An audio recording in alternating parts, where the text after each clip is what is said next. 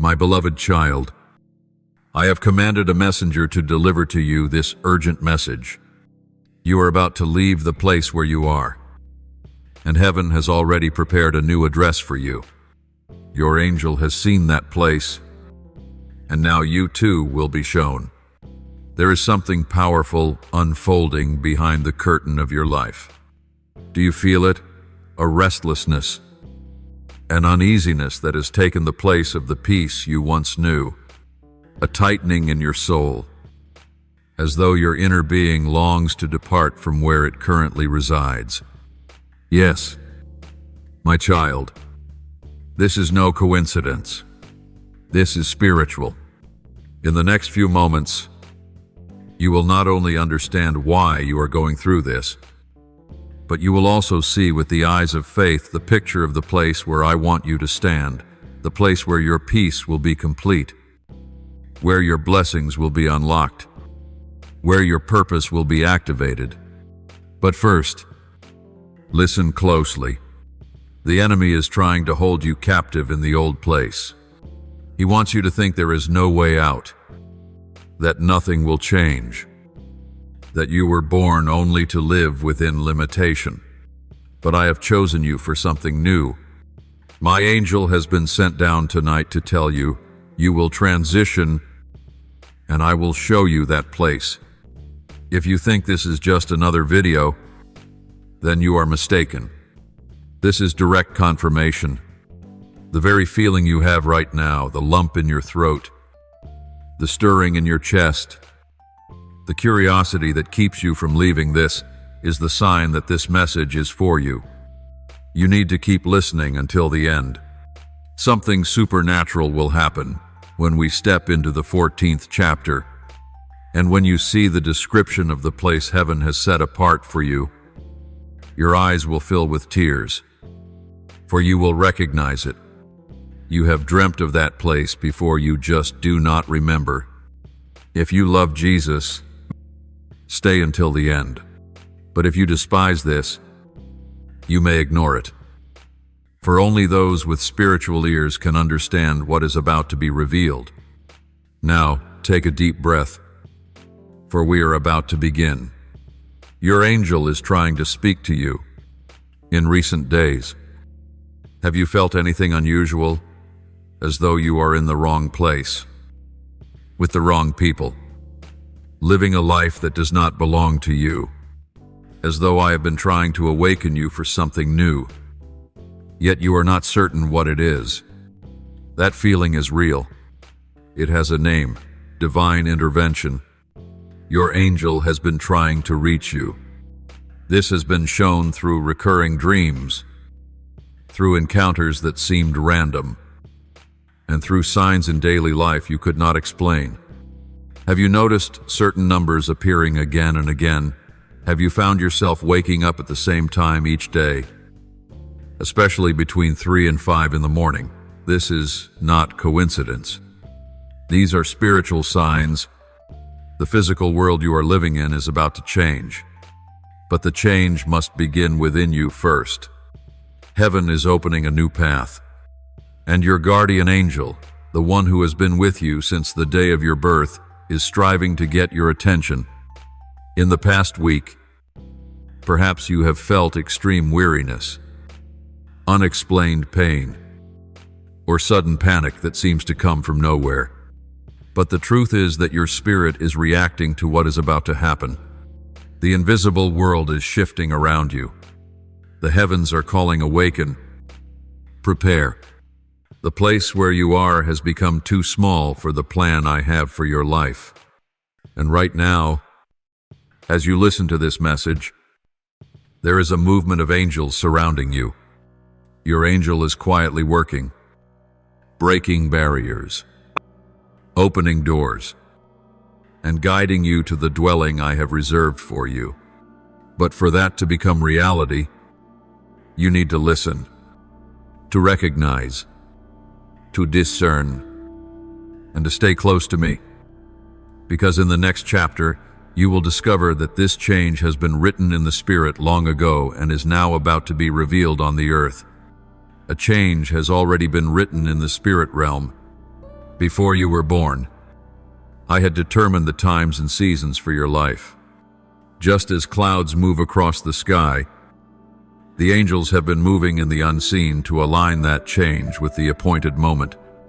Many do not understand that every shift in the material world begins first in the spiritual. The place you will go to has been prepared ahead of time. It is not the product of luck or chance, but the result of a divine choice for an eternal purpose.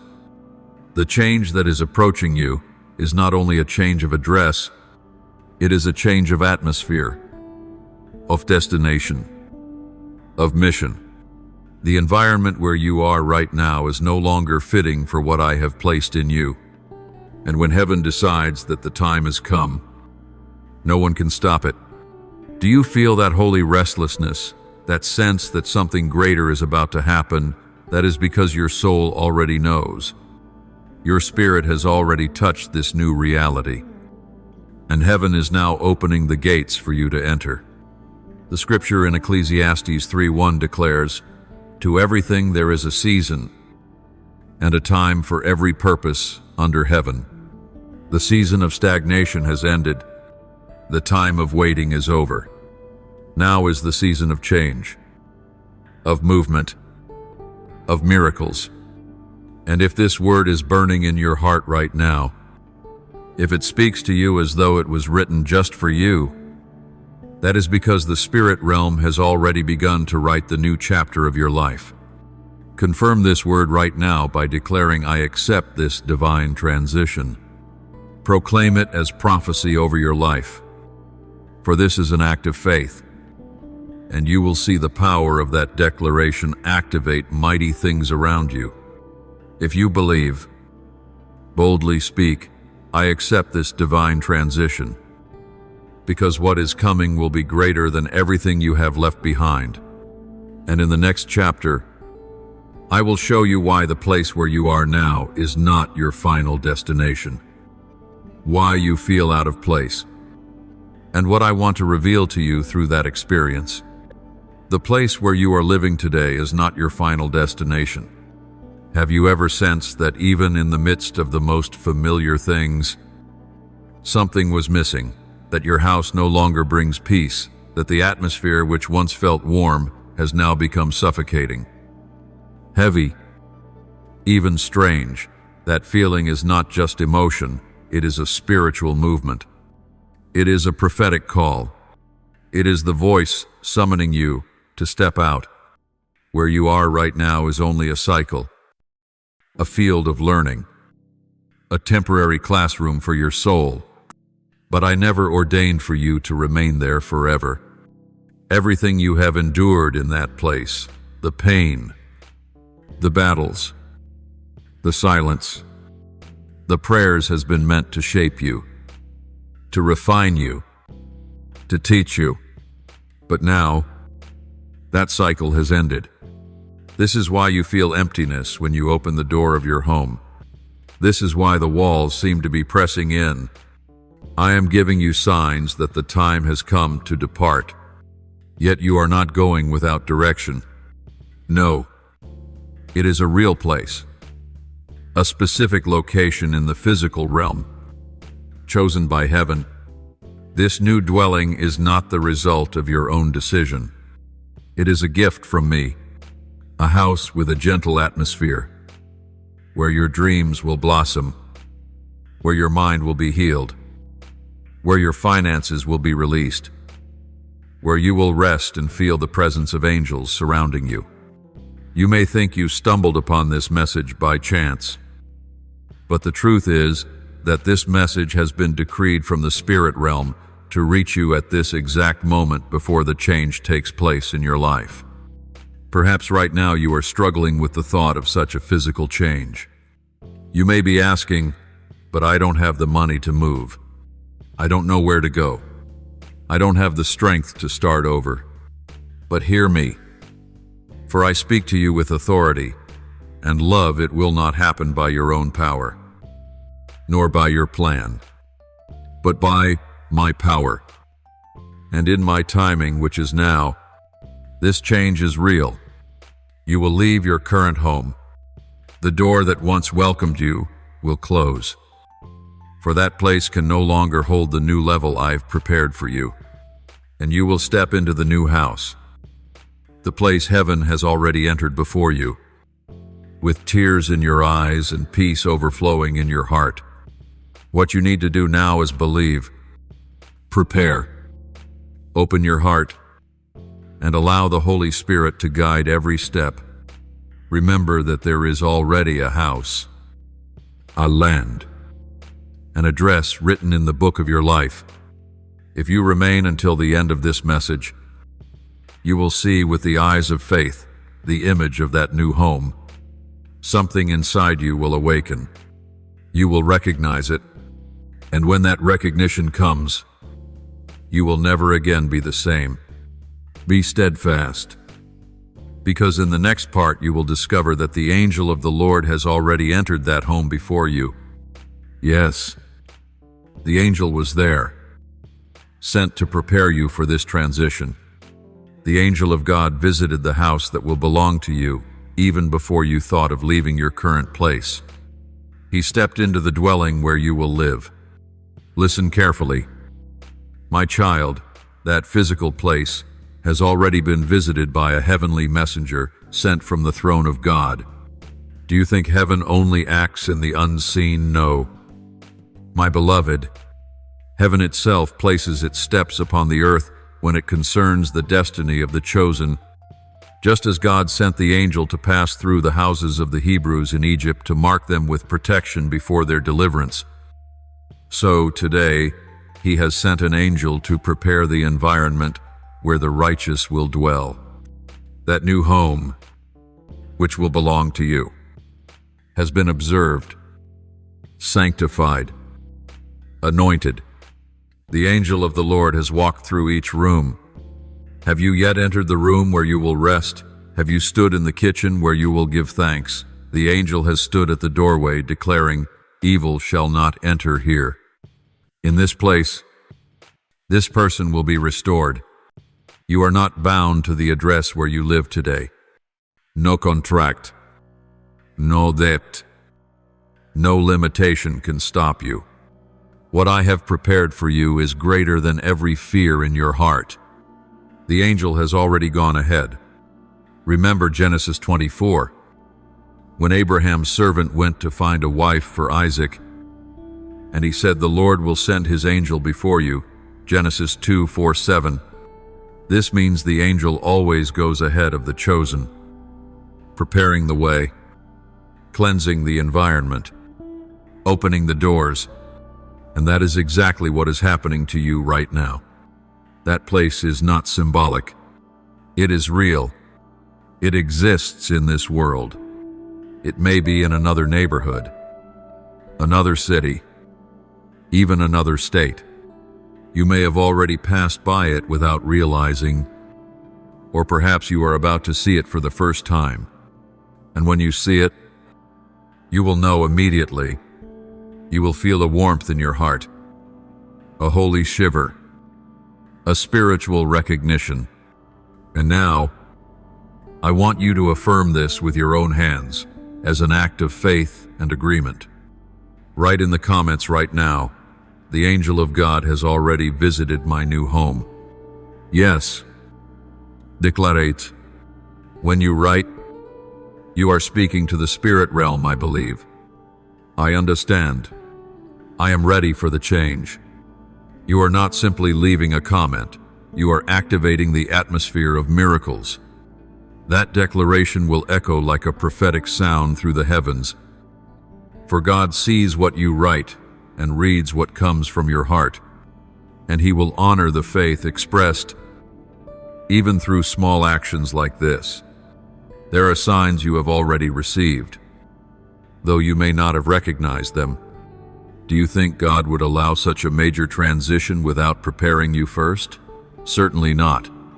Heaven always warns, always announces, always gives signs.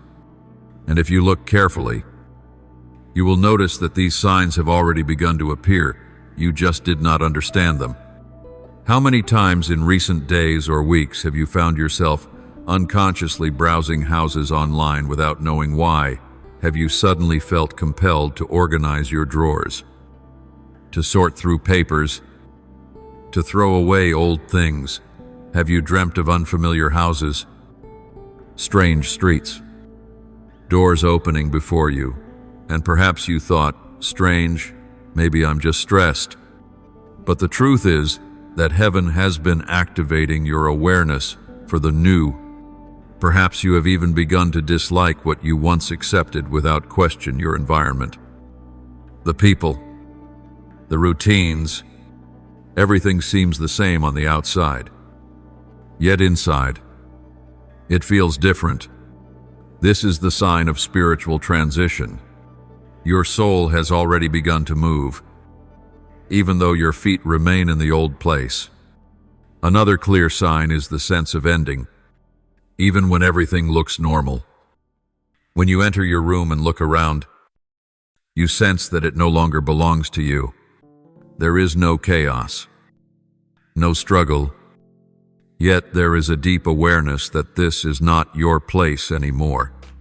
This detachment does not come from reason, but from the Spirit, and perhaps, without realizing it, you have even spoken aloud, "I need to leave here." I know that within you the desire has already risen to start anew. This house where you live no longer reflects who you are. The words you speak unconsciously are in fact prophetic utterances from your spirit. Your soul is speaking before your mind can comprehend. Pay close attention. Objects breaking suddenly without explanation. Animals around you becoming restless. Lights flickering whenever you pray. These phenomena are not random. They are spiritual signs that an old cycle is closing. You are not imagining it. And it is not an exaggeration. This is a sign. This is a call. This is divine alignment. And if right now, while reading these words, you suddenly remember a recent experience and whisper, "Lord, that happened to me," then this is the confirmation you needed. Heaven is summoning you to leave the old and step into the place that has been foretold for the new season of your life. I know that within your heart the desire has already awakened to begin again. The house where you currently live no longer mirrors who you are becoming. The phrases you have spoken aloud, words that seemed unconscious, have in truth been prophetic declarations rising from your spirit. Your soul has been speaking before your mind has had the chance to fully grasp it. Pay attention carefully when objects suddenly break without cause, when animals around you grow restless, when the lights flicker as you pray. These are not accidents. They are spiritual signs that an old cycle is coming to its close. You are not imagining this, nor are you exaggerating. This is a sign. This is a call. This is a divine alignment. And if, at this very moment, while reading these words, you suddenly remember a recent occurrence and exclaim, "Lord, that happened to me," then this is the confirmation you have been waiting for. Heaven is calling you out of the old dwelling and into the new place that has been spoken over your life for the season ahead. Now, I want you to solidify this awareness by declaring it openly. In the comments, proclaim, "The signs have begun. I am ready."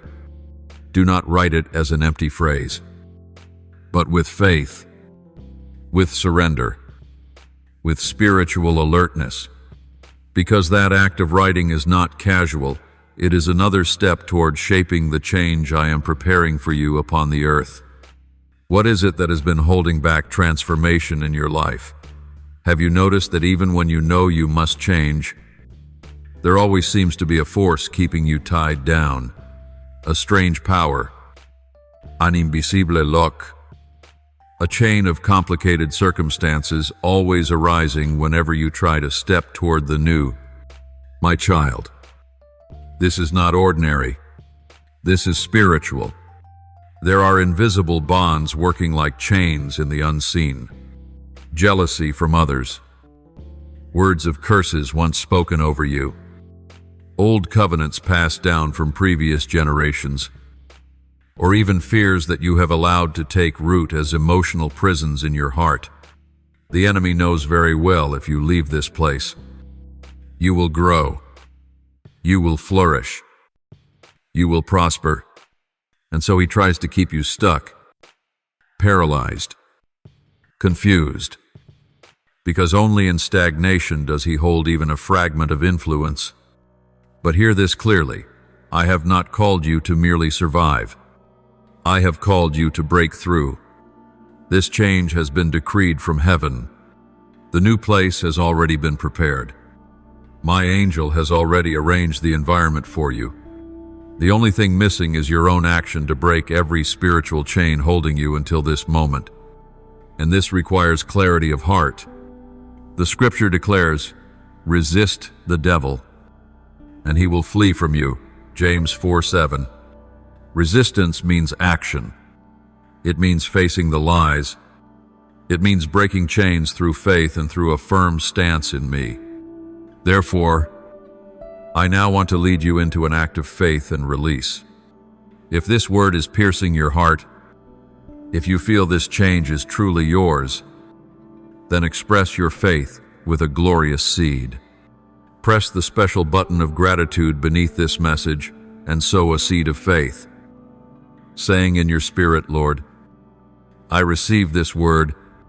I acknowledge it is you speaking to me, and I activate my harvest through faith. If you can sow a gift of thanksgiving greater than $100, do it not out of compulsion, but as a heartfelt declaration, Lord, this is my faith. This is my commitment to the new. And if you cannot give such an amount, do not worry. Do what you can. I do not look at numbers. I look at the heart.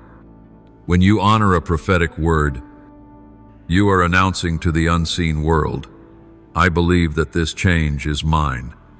Just as Hannah offered her sacrifice to the Lord before she held the son she prayed for, so now you too can offer before you step into your new home. And I myself will see with my eyes the fulfillment of that promise.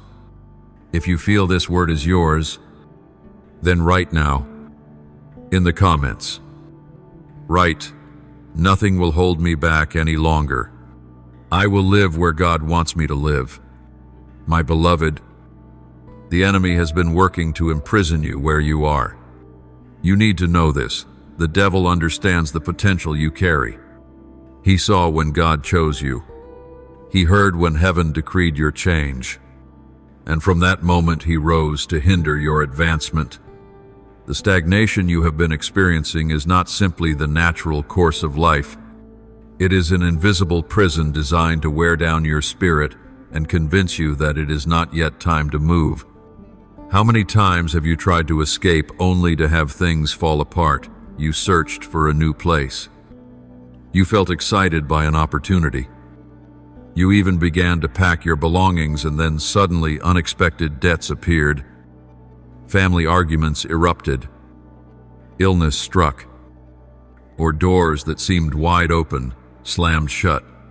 You thought it was bad luck, coincidence, or fate. No, it has a name: spiritual resistance. The enemy knows that the place you are in today is a minefield of distractions, emotional fatigue, silent battles, and binding attachments that drain you.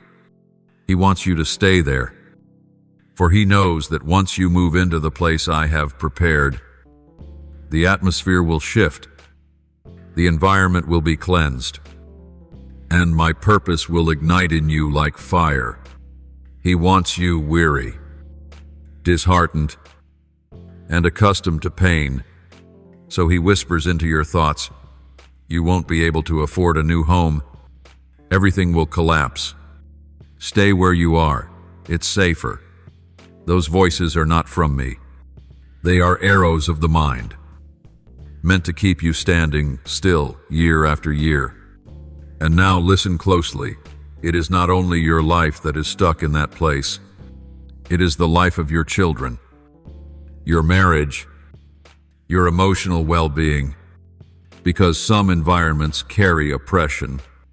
There are houses where curses have been spoken. There are neighborhoods marked by crime, by strife, by poverty, and that atmosphere seeps into the homes within them. You feel the heaviness even if you cannot explain where it comes from. But I did not create you to live in such captivity. I declare to you, I am bringing you out of this Egypt. I will lead you into a land of peace, provision, and my presence.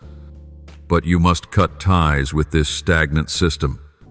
You must boldly declare in the spirit realm that you will no longer bow to the enemy's lies. Therefore, right now, I invite you to write with authority in the comments. The enemy will not hold me captive. I will walk with God. This is not just a comment. This is a spiritual battle fought and won through words of faith. Heaven is reading. Angels are recording. The spirit world is moving. And if right now you find yourself in tears or trembling, it is because this part has been written for your story. God is confirming to you, you will leave this place, and you will step into a new land of healing, rest, provision, and guidance. In the next revelation, you will understand that this change is not merely an escape, but a beginning. This is the promise coming to life before your eyes. A new beginning has already been prepared by the Lord. The change about to occur in your life is not coincidence, not a flight from problems, not simply an idea of your own imagination. It is a part of the divine plan that I, your God, ordained before you were born. You are not just changing an address. You are stepping into a prophetic cycle. I have set this new beginning apart, and I do not lead my chosen into places that are trivial or meaningless. I lead them into environments designed to release what I planted inside them. There are promises I have spoken to you, visions I gave you in secret, prayers you lifted up for years, asking for peace, for stability, for financial freedom, for an atmosphere where your family could grow in harmony, for a place of true rest. And until now it seemed those words never took root. But now I tell you the truth. The reason you could not see them fulfilled was because promises cannot flourish on soil that has been defiled. They require the right place, the right atmosphere, the right season. And now, the time has come. The season where I merely whispered has ended. The season where I act on your behalf has begun. This change will mark the beginning of a new era in your spirit, in your emotions, and in your physical life. You will remember this moment. You will remember this message as a turning point. This new beginning will bring peace into your home. You will feel the air lighten around you. Nights will pass with restful sleep. Prayers will flow effortlessly, rising from your heart without resistance. Emotional wounds that weighed on you in the old place will be left behind.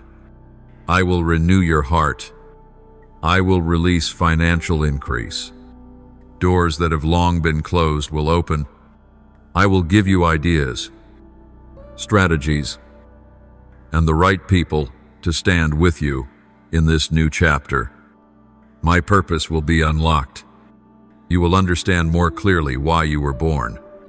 I will use you with greater authority, with sharper insight, with greater fruit. You will not only move house, you will rebuild. You will rise again. You will live. Just as Abraham was called to leave his homeland and go to the land I would show him. So now I am calling you. My voice still echoes as it did in Genesis 1:2:1, leave your country, your relatives, and your father's household, and go to the land I will show you. The new place is already waiting. It has been set apart. My angel is already ahead of you. You only need to prepare yourself, and preparation begins in the heart. So now, write this in faith and with conviction. My new beginning has arrived. I accept the plan of God. This statement, written with your own hand, will be a prophetic key that unlocks the path before you.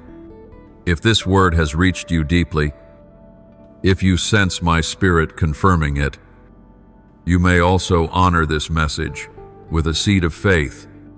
Do not think of it as buying anything. My blessings are not for sale. It is an act of reverence, a covenant of honor. Heaven remembers such acts, and your faith will be recorded. Close your eyes now for a moment and listen. What I am revealing is not prediction but vision, a picture from heaven about where you will live. When you hear the description, something within you will awaken, for your soul has already visited that place in dreams, in visions, in whispered prayers. You have already seen it in the Spirit. Now it is time to see it by faith. The new house or the new dwelling prepared for you will be a place of rest. The first thing you will sense when you enter is peace. A peace so tangible it feels visible. A heaviness of rest pressing down over every corner. You will take a deep breath and feel as though years of weight dissolve in a single moment. My presence will remain constant there. Whether the floor is simple or luxurious does not matter. The true value of this house is not in furniture or decoration, but in the atmosphere surrounding it. Look out of the window, and you will see something that brings calm to your soul. Perhaps sunlight streaming through a balcony. Perhaps a fruit tree in the backyard. Perhaps the sound of the wind whispering through branches. Every detail in that place has been chosen by my hand for you. Some will see walls painted with gentle tones, curtains swaying softly, a kitchen that is not only a place for meals but a sanctuary of communion. Others will feel the house as a place of prayer, quiet, safe, sacred. Every corner, every detail is touched by my presence, carefully prepared. More than an address, it will be an altar. For there you will pray freely. There your children will sleep safely. There you will welcome those who need the light within you. And do not be anxious if you cannot imagine how this will become reality. I am arranging every detail. Contracts are being dissolved. Wrong doors are being shut. Keys are being readied. Names are being remembered. Vacancies are being prepared, also that when the time comes, everything is aligned for your arrival. Did not my son declare in John 14:2, "In my Father's house are many rooms. I go to prepare a place for you. If in heaven there are prepared dwellings for those who believe, why should there not also be places on earth prepared for you?" The new address already exists. You only need to believe. And when you set foot in that place for the first time, your eyes will fill with tears. You will remember this message. You will remember this very moment. And you will whisper, "My God, this is true. My soul has been here before." That house will be the witness of the next miracles in your life. Do not worry if right now you cannot picture how this promise will become reality. I am the one arranging every detail. The agreements that once bound you are being loosened. Contracts that were never meant for you are being dissolved. Doors you should not walk through are being closed. And at the same time, new keys are being prepared. The right people are being stirred. And vacant places are being set apart so that everything will be ready when you arrive. Heaven does not work in confusion. Heaven works in order, and you will see that everything aligns in perfect timing. Did not the scripture declare through the voice of my Son in John 14:2, my Father's house are many dwelling places. I go to prepare a place for you. If this is true in the eternal realm, then surely it is also true here on earth for the children who trust in me. The new address has already been prepared. Your only task is to believe, and when your feet cross that threshold for the first time, you will weep. You will recall this very message. You will remember the moment when you read these words, and you will lift your voice and say, "My God, it is true. My soul has known this place before." That house will not just shelter you. It will become a sanctuary where the next miracles of your life unfold. Now I want you to confirm this revelation with your own declaration. In the comments, write, "In faith and conviction, I recognize that place. I have already seen it in the Spirit." This declaration is not mere words. It is a prophetic seal pressed upon your heart. And at the appointed time, my Spirit will lead you to that very location, guiding you step by step as you prepare for the transition. Now that you know this change is real, that the angel has gone ahead, that there is an address written in advance for you, heaven asks you one question: are you ready to leave? Because every promise requires preparation.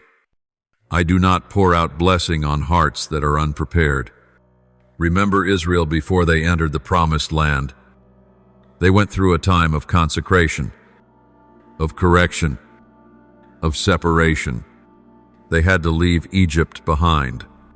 They had to change their speech and their mindset. Only then did I say, "Go up, enter, possess." For you, it will be no different. If this new beginning is being announced over you right now, then it means you must begin to shift. And I will show you clearly how to prepare spiritually, emotionally, and physically for this transition. Spiritual cleansing comes first. You must consecrate the house where you are now, not only with soap and water, but with prayer, with worship, with words of blessing.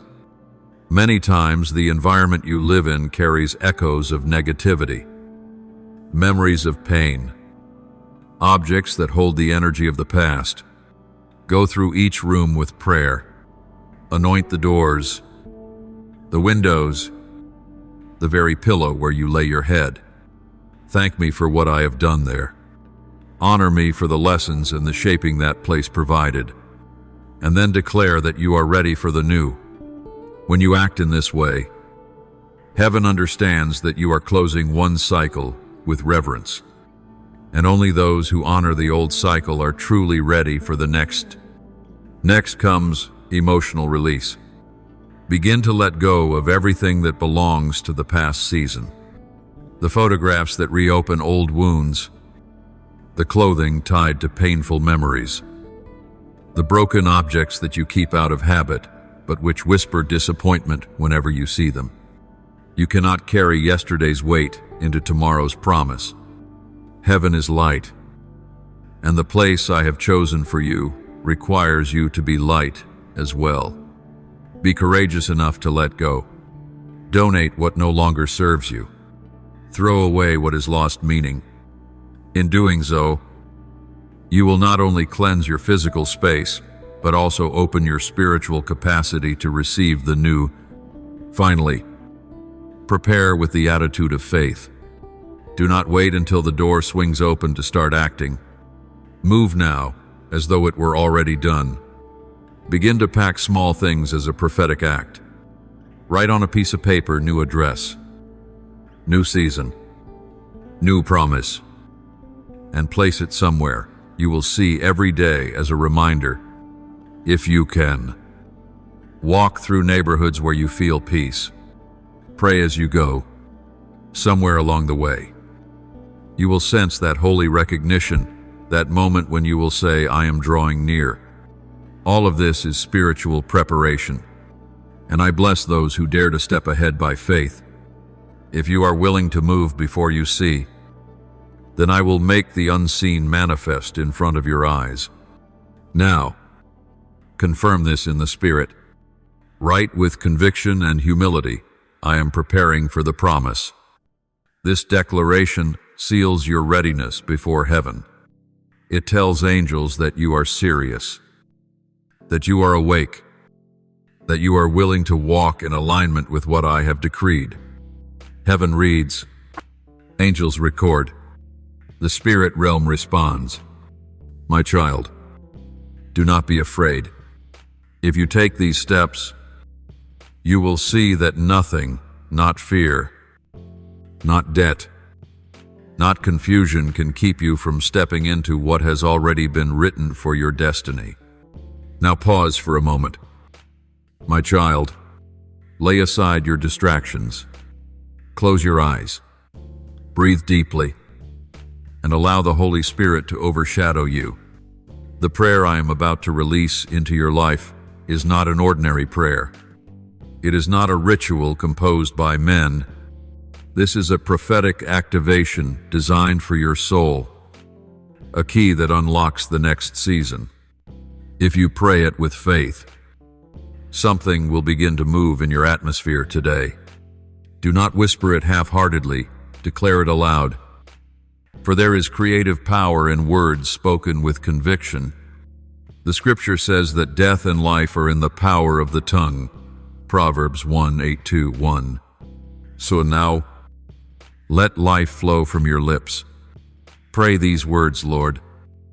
My God, my beloved Father, in this sacred moment, I bow before your holy presence with complete trust and surrender. I recognize that the place where I now dwell has already served its purpose within your sovereign plan. Today, in the name of Jesus, I ask you to open a new season for my life. Father, if this transition has been written in your eternal design, if the new house, the new address has already been visited and prepared by your angels, then I ask you to bring it forth quickly. Accelerate your work upon my journey. Let every form of spiritual resistance that has hindered me be broken. Let every emotional barrier in my heart be removed. Let every influence of the enemy be expelled completely from me. These words are not empty. They are rising into the throne room of heaven. They are being recorded by angels. As you pray, chains in the unseen realm are being shattered. Continue declaring, may every invisible bond connecting me to the past be cut off in the name of Jesus. Father, expand the path before me. Release the resources I require. Open the divine connections that will walk with me into this new chapter. Prepare the new dwelling you have chosen for me. Prepare also my heart, that I may receive and enter into what you are giving. I surrender every fear, every doubt, every hesitation that has lingered within me. From this day forward, I will walk by faith and not by sight. I embrace the change released from your glorious throne. I welcome the new beginning you prepared long ago. I prophesy that this change will surely manifest, and all things will resound to the glory of your holy name. And when I set foot in the new place, I will lift my hands to the heavens and proclaim, the Lord my God has brought me here. In the name of Jesus Christ. Amen. These are not merely syllables. They are weapons of faith. Even now, as you utter them, there is a stirring. Some of you are trembling. Some are weeping. Some are overwhelmed by a peace you cannot describe. That is my spirit confirming to you that I am at work. The invisible world is not silent. It is moving on your behalf. Angels are on assignment. Heaven is aligning contracts, keys, names, and locations. You are not abandoned. You are not overlooked. You are being carried into destiny. As a prophetic act, right now with your own hand I have prayed. I believe I will walk with God. Do not treat this lightly. This is not just another comment typed into a space. This is a covenantal declaration. When you write it, heaven reads, angels record, the enemy trembles, because he sees that you have aligned your words with your faith. Scripture reminds us in Psalm 4:02, He lifted me out of the slimy pit, out of the mud and mire. He set my feet on a rock and gave me a firm place to stand. This is precisely what I am doing for you. I am drawing you out of confinement, out of weariness, out of confusion. I am setting your feet on stable ground. You will no longer wander. You will no longer live in uncertainty. You will walk with assurance. Again, the word declares in Psalm 6:8-6, God sets the lonely in families. He leads out the prisoners with singing. My child, do you see I care deeply for your dwelling, for your family, for your sense of stability? If you have known loneliness, unrest, or turmoil within your home, know now that I am preparing an atmosphere of peace, dignity, and love for you. This new place is not fantasy, it is my provision. Do not doubt. Remember my dealings with Abraham. Did I not tell him? Leave your country and go to the land I will show you. Genesis 1:2-1. That same command resonates today. When I desire to bless, I lead my children out of what is familiar and into what I have sanctified. Your current address cannot contain the destiny I designed. This is why you have felt displaced, why the walls feel narrower, why the peace has lifted. I am stirring you to move. Hear my voice again through Isaiah 4:3-1-9. See, I am doing a new thing. Now it springs up. Do you not perceive it, even if your physical eyes do not yet see? Your spirit already perceives it. The seed of change has sprouted. The new has already begun. And Proverbs 3:3 seals it. The Lord's curse is on the house of the wicked, but he blesses the home of the righteous.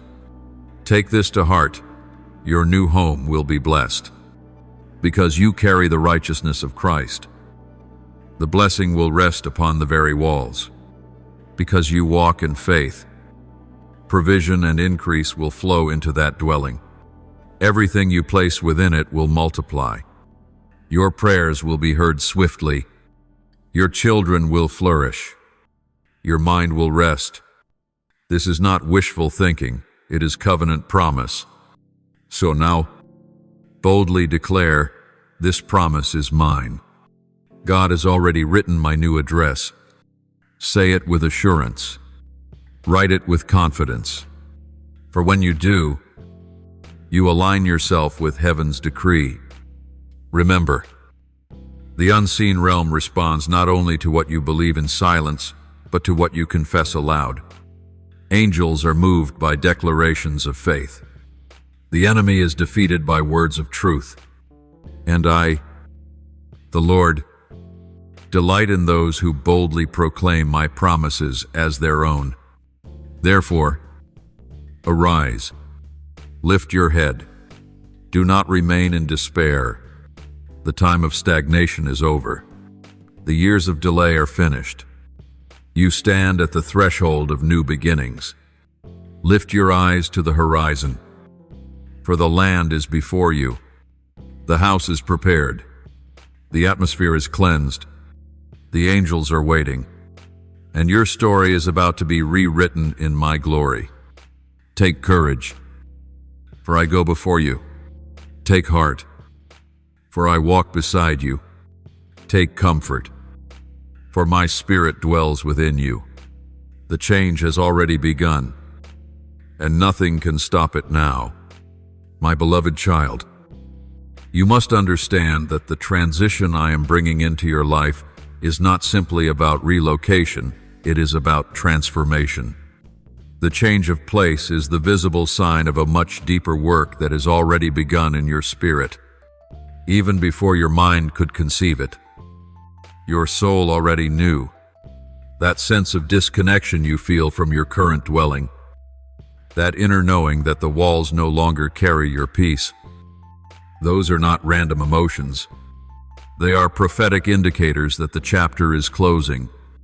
When you enter your room and sense that it no longer belongs to you, when you look around and feel as if you are living in a space that is too small, that is the voice of heaven stirring you for something new. Do not dismiss it. This is not the result of fatigue, nor imagination. It is my spirit pressing upon you that a cycle has been completed. Every battle you fought within those walls, every tear you shed in those hidden corners, every prayer whispered in the night, none of it was wasted. It all had a purpose. But now that purpose has been fulfilled. I am calling you out. For the time of your release has come. Reflect on Israel in Egypt. They lived for generations in a land that was not their final inheritance. For a time, that place served its role. It preserved them. It shaped them. It multiplied them, but eventually it became a prison. And when the appointed time arrived, I sent signs. I sent plague. I sent wonders to make it unmistakably clear. This season is finished. You must leave. The same principle applies to you, the house, the neighborhood. The atmosphere where you are today has served its temporary function, but it can no longer sustain what I am about to birth in you. The spiritual environment has become polluted by battles, disappointments, and the residue of past seasons. That is why you feel suffocated, why your dreams feel delayed, why even your prayers seem heavy. But hear my voice. This is not punishment. This is preparation. I am moving you not because you failed, but because you are ready for more. What was once a place of shelter has become a place of limitation, and I am too faithful to allow you to remain confined. When the cloud moves, my people must move. When the pillar of fire lifts, it is time to journey forward. And now, the cloud over your life has shifted. The fire is calling you to rise. There will be resistance, for the enemy fears your movement. He knows that once you step into the new place, the atmosphere will cleanse, the heaviness will lift, and your destiny will awaken with fresh fire. That is why he seeks to keep you distracted, exhausted, and bound by fear. He whispers, "You cannot afford it. You will fail again. Stay where you are. It is safer." But those are lies forged in the pit of hell. For I, the Lord your God, am not bound by your bank account, nor by your limited strength. I am the one who opens doors no man can shut. I am the one who provides streams in the desert, manna in the wilderness, oil from a widow's jar, and bread from ravens. If I have declared that you will move, then no obstacle, financial, emotional, or spiritual can stand against it. Did I not promise in Isaiah 4:5-2? I will go before you and level the mountains. I will break down gates of bronze and cut through bars of iron. Believe this, I am already ahead of you. Flattening obstacles, dismantling barriers, cutting away chains. The angel I have assigned to your journey has entered the house before you, sanctified the rooms, marked the doorposts, and declared, "This place is set apart. Your feet will stand where heaven has already walked." Your tears will fall where angels have already prayed. Your laughter will echo in a dwelling prepared by the hand of God Himself. Do not be afraid, for your story is not ending. It is being rewritten. You are not losing what you had. You are gaining what I have long reserved for you. And when you look back, you will see that every delay, every struggle, every closed door was guiding you to this moment. My promise remains, for I know the plans I have for you, declares the Lord. Plans to prosper you and not to harm you. Plans to give you hope and a future. Jeremiah 2:9-11. That future begins now, as you step out in faith toward the place I have chosen. My beloved child, listen closely, for what I am about to reveal is not only instruction, but also assurance. When I move you into the place I have chosen, I am not merely relocating your body, I am repositioning your destiny. The address may change on paper, but in the unseen realm, what is shifting is the authority, the atmosphere, and the access I am granting you in your present dwelling. There have been limitations, spiritual blockages, and unseen warfare that has drained you of strength. You prayed, you fasted, you declared, yet the heaviness often returned. That is because the foundation of that place is no longer aligned with your calling. Just as a tree cannot thrive in soil that has lost its nutrients, so too your spirit cannot flourish in a space that heaven has declared finished. I am not uprooting you to harm you, but to replant you in fertile ground. And in that new ground, roots will grow deep, branches will spread wide, and fruit will appear that will testify of my goodness. Do not underestimate the significance of environment. Even my son, when he walked the earth, often withdrew from one town to another, not because he lacked power, but because the atmosphere in certain places carried unbelief. In Nazareth, where familiarity blinded their eyes, he could do only a few miracles. But when he entered places that welcomed faith, the blind saw, the lame walked, and the dead rose. Understand this: where you dwell matters. For the walls carry memory, the soil carries imprint, and the air carries sound. Some houses echo with sorrow, others with anger, still others with contention.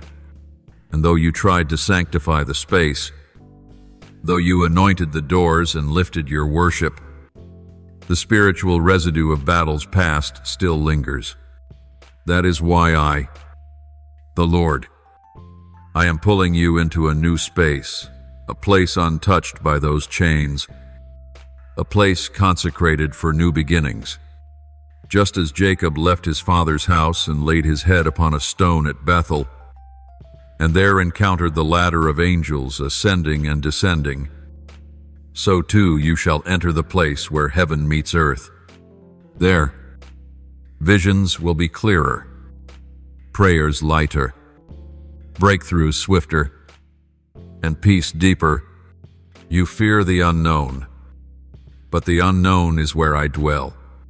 Abraham did not know where he was going, only that I had said, "Go." And because he obeyed, he became the father of many nations. Had he clung to Ur, he would have forfeited Canaan. Had he refused to step out, he would never have seen the stars that spoke of his descendants. Likewise, do not cling to walls that no longer hold your promise.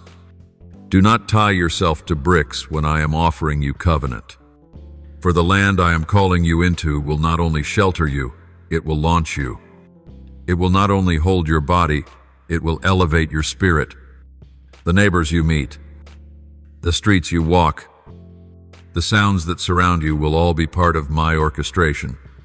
In that place, I will send divine appointments, unexpected helpers, and favor that overflows. In that place, laughter will replace sighing, joy will silence mourning, and hope will spring up like a fountain in the desert. You will say, "Truly, this is the dwelling of the Lord," for my presence will saturate it. And when you wake in the night, instead of heaviness, you will feel peace. Instead of fear, you will sense angels standing guard. Instead of restlessness, you will find sweet rest. For I have promised in Psalm 4:8, "In peace I will lie down and sleep." For you alone, Lord, make me dwell in safety. This will be your testimony, that the God who moved you is the God who surrounds you. So do not look back with regret. Do not stay paralyzed with fear. Rise, gather your faith, and step forward. The wilderness is behind you. The promised land is before you. My beloved child, when I say I am establishing you in a new dwelling, understand that it is not simply a change of address, but a covenantal act. I am sealing promises over you that could not fully manifest where you once lived. The walls of your former place heard too many tears. The floors bore too many burdens, and the atmosphere carried too many conflicts. I am not asking you to erase those memories, for they were part of your shaping, but I am asking you not to carry them forward. The wilderness had its purpose, but Canaan has its fruit. Egypt was the place of bondage, but the promised land is the place of milk and honey. And just as Israel had to walk away from the houses of slavery to inherit vineyards they did not plant, so must you walk away from what is familiar to inherit what is miraculous. In the place I am giving you, you will not strive the way you once did. For provision will meet you at the door, and favor will rest in every room. You will sense my presence not only in your prayer corner, but in your kitchen, your hallway, and your bedroom.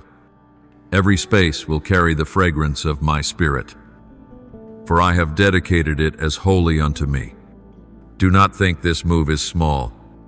Angels have already been dispatched to prepare the ground. They are sweeping away the remnants of darkness, breaking the schemes of those who plotted against you, and positioning resources for your arrival. I am even moving upon the hearts of those who will extend kindness to you, landlords, sellers, neighbors, even strangers. When you step into that place, you will know that my hand went before you, for the doors will open with ease. The paperwork will be smooth, and the transition will carry peace. What once was delayed will now accelerate. What once was hindered will now be released. For this is not man's doing, but mine. Did I not say in Isaiah 4:5-2, I will go before you and level the mountains. I will break down gates of bronze and cut through bars of iron. That is what I am doing. Now I am leveling what stood in your way, breaking what resisted you, and cutting through what bound you. This house will not merely be shelter, it will be sanctuary. It will not merely be four walls, it will be testimony. When others enter, they will feel peace. They cannot explain. I hope they cannot resist. And love they cannot deny. For I, the Lord, will dwell there with you. And so I call you to prepare not only your boxes, but your heart.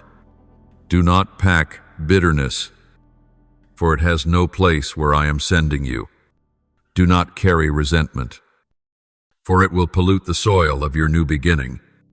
Instead, pack faith, thanksgiving, and expectation. Speak over the new house, even before you see it. This is the dwelling of the Lord. This is the house of blessing. This is the place where generations will rise in faith.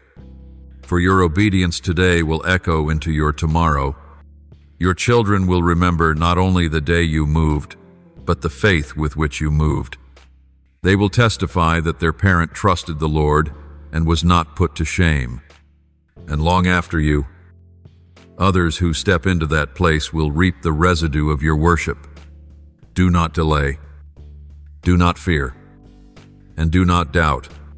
I, the Lord, am your shepherd, and you shall not want. I am your refuge, and you shall not fear. I am your dwelling place, and you shall not be shaken.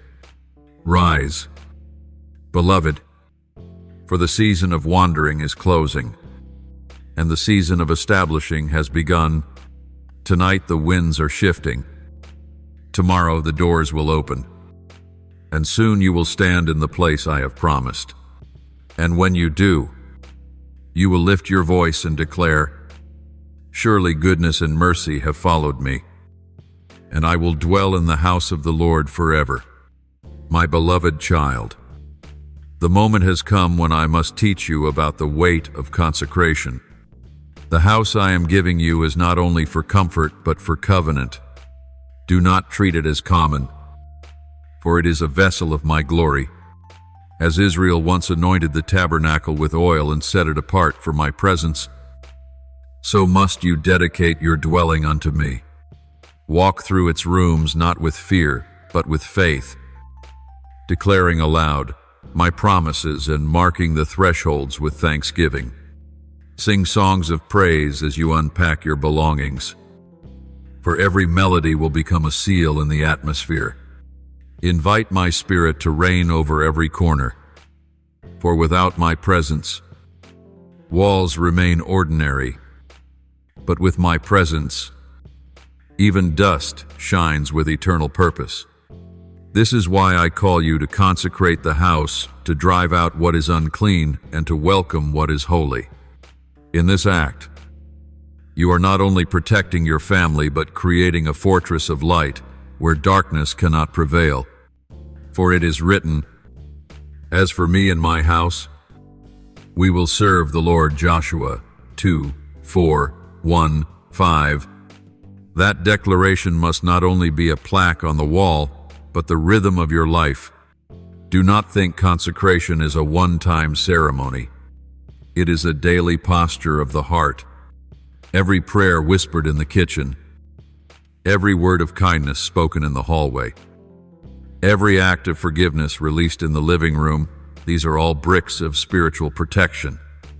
The enemy longs to infiltrate through quarrels, through complaints, through neglect. But you must guard the gates of your home with vigilance. Choose carefully what you allow through your screens, what conversations you entertain, and what attitudes you cultivate. A house consecrated to the Lord must be tended like a garden, watered with worship, pruned with repentance, and fertilized with gratitude. And when storms come, as they surely will, the roots of consecration will hold your house steady. Others may collapse under pressure, but you will stand. For your foundation is not cement, but Christ. Remember the parable in Matthew 7. The house built on sand fell with great ruin, but the house built on the rock endured the floods and the winds. You, beloved, are building on the rock that never shifts. Therefore, let your home become a lighthouse. Let weary travelers who step inside find warmth they did not expect. Let children hear laughter that heals their fears. Let friends encounter wisdom that redirects their paths. And even let strangers sense that they have walked into a sacred space where heaven touches earth. For this is not only about you, it is about generations, about legacy, about the testimony of my faithfulness displayed through you. A consecrated home becomes a pulpit without words, a sermon without a preacher, a sanctuary without stained glass. It preaches through the aroma of peace, through the embrace of love, through the rhythm of prayer that lingers in its walls. And when you are gone, your children will rise and bless my name, saying, truly, this was the dwelling of the Lord. So arise, child, and take up the mantle of consecration. Do not delay, for the time is now. Your house is waiting not just for furniture, but for fire, fire from my spirit that will rest, burn, and never be quenched. And once that flame is lit, no storm will extinguish it. No enemy will snuff it out. For I, the Lord your God, am a consuming fire. My child, consecration does not merely sanctify bricks and beams, it sanctifies time. When you dedicate your home unto me, you are not only declaring who owns the space, but also who governs the hours spent within it. Too many homes are filled with noise, yet starved of meaning, cluttered with possessions, yet empty of peace. I am calling you to redeem time within your dwelling. Let mornings begin not with haste, but with acknowledgement of my presence. As the sun rises, let gratitude be the first words that break the silence. Train your heart, and the hearts of those who live with you, to honor me with the rhythm of the day. For when you begin with me, the weight of anxieties lifts, and the agenda of heaven unfolds. Consecration of time means that your home is not simply a shelter from weather, but a temple of order, where hours bend to my will and not to chaos. Do not underestimate the spiritual war over your time. The adversary knows that if he cannot destroy you outright, he will distract you subtly. He will fill your rooms with endless scrolling, meaningless arguments, shallow entertainment, until you look back and realize days have slipped away unredeemed. But consecration sets boundaries. It declares, this time belongs to the Lord. Establish family altars, even if they are simple. A few minutes of reading my word together, a shared prayer before meals, a song sung in unity. These are not rituals of habit, but declarations of loyalty. They plant seeds that will bloom in the unseen realm.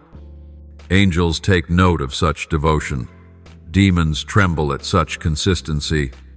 When time is consecrated, every hour becomes a weapon of light. Every routine, an act of worship, and what you do in secret will echo in eternity. Beloved, let consecration extend to the conversations within your home. Words are not empty sounds. They are carriers of life or death. The tongue has the power of life and death. Proverbs 1:8-2:1. What you release in your house will shape the very walls around you. Do not let gossip, bitterness, or complaint become the background music of your dwelling. Instead, let encouragement, wisdom, and truth flow like a river. Teach your children that every word is a seed, and seeds always bring harvest. Speak my promises into the air. Even when circumstances appear bleak, call forth joy when sadness lingers. Declare healing when sickness whispers. Announce provision when lack threatens. This is not denial of reality, it is alignment with truth. And truth is greater than fact. For truth flows from me, the eternal I am. When you consecrate your speech, the atmosphere of your home shifts. Arguments lose their grip. Fear cannot take root. Even visitors who cross your threshold will feel an unexplainable calm, because the walls have been saturated with life-giving words. My child, consecration must also touch the use of your resources. Too often my people think consecration is only prayer and song, yet forget that how you use your finances, food, and possessions reveals whom you serve. Dedicate your table to hospitality, not just consumption. When you share bread with the hungry, your home becomes an altar where I, myself, sit at the table. Dedicate your finances to righteousness, not to vanity. Even the smallest coin set apart for my kingdom multiplies beyond comprehension. Do you remember the boy with 5 loaves and 2 fish when he placed his simple meal in my hands? It fed thousands, John 6:9-13. In the same way, what you consecrate to me will never diminish but expand. If you guard your possessions tightly, moth and rust will claim them. If you release them unto me, they will be transformed into eternal treasure. Let every room of your house testify, not of accumulation, but of generosity. For consecration of resources is a declaration that all you have comes from me and returns to me. Furthermore, consecration includes the atmosphere of rest within your dwelling. Many households suffer not because of lack, but because of restlessness. Anxiety roams like a thief, stealing sleep from the weary, disturbing nights with fear. But I designed the home to be a sanctuary of rest. Did I not say?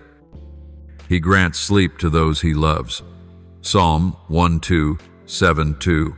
When you consecrate your bedrooms, laying your pillows before me, declaring your nights belong to my protection, peace will descend like a blanket over your family. Angels will stand watch at your doors. Nightmares will lose their grip. Children will rest without fear, and parents will awaken with renewed strength. Rest is not idleness, it is trust. To consecrate your rest is to declare, Lord, while we sleep, you neither slumber nor sleep. Psalm 1:2-1-4. That faith will wrap your home in serenity, no storm can shatter. And finally, child, understand that consecration is both shield and invitation. It shields your home from forces unseen, but it also invites me to dwell not as a guest, but as Lord.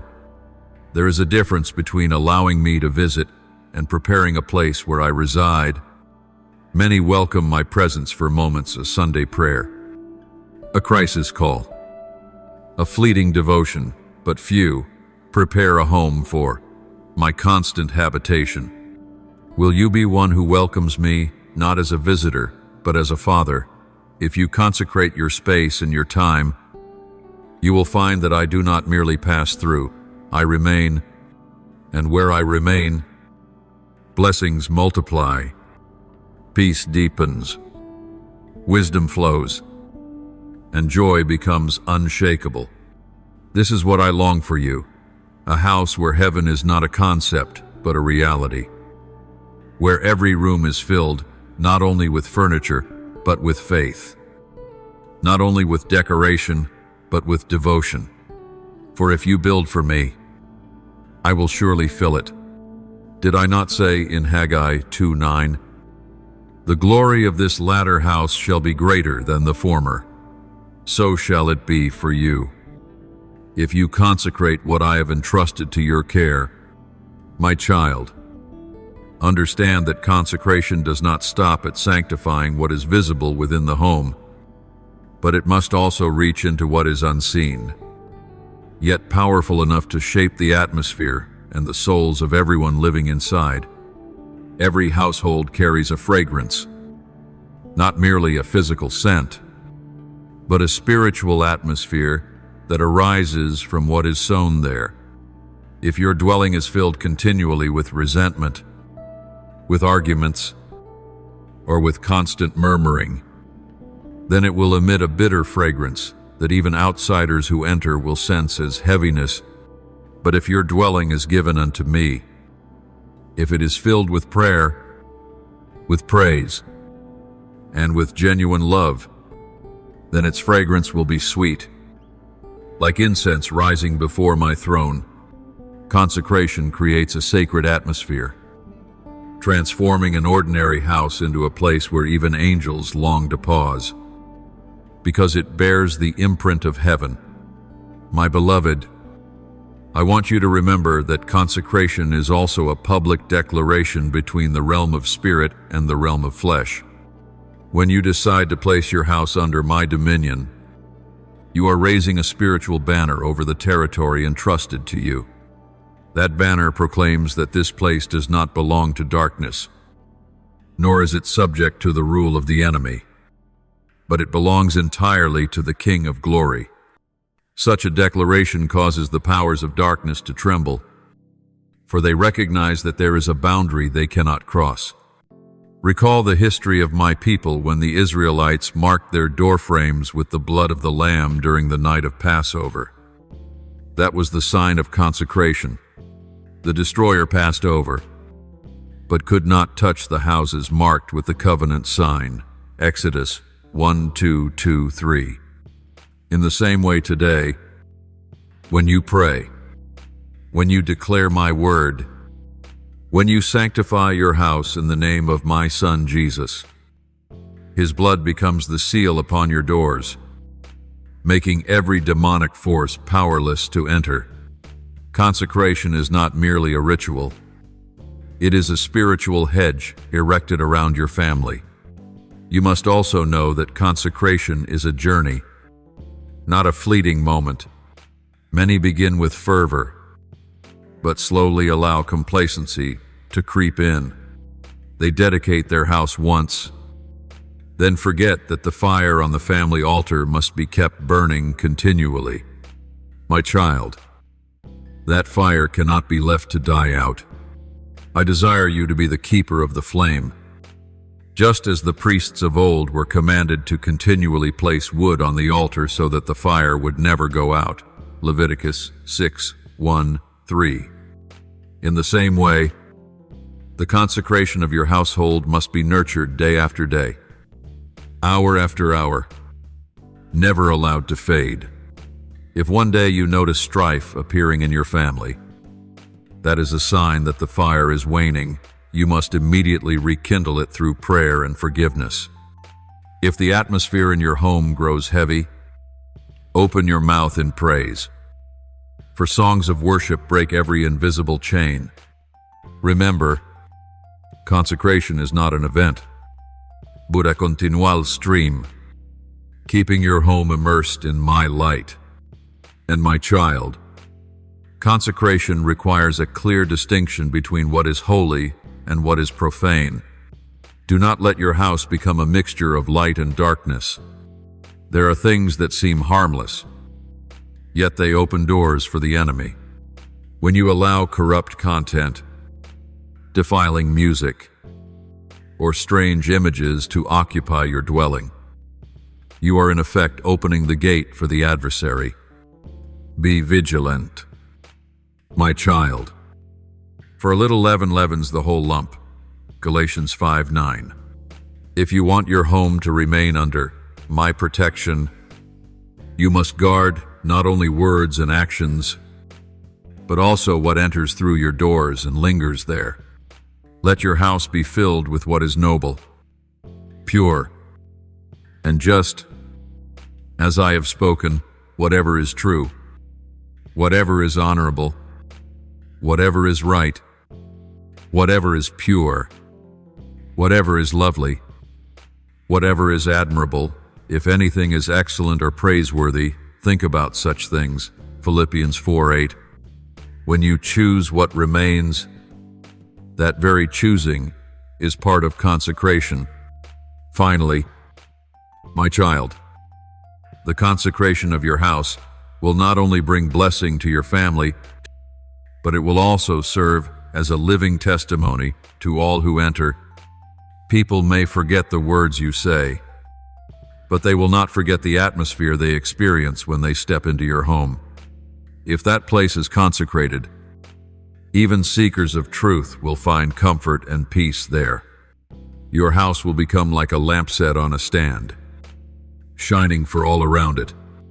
And when they ask why, you may point to me, the one who transformed your dwelling into a sanctuary. This is the greater meaning of consecration, not merely to protect, but to illuminate, not merely to preserve your family and safety, but to open a window through which the world may glimpse my glory.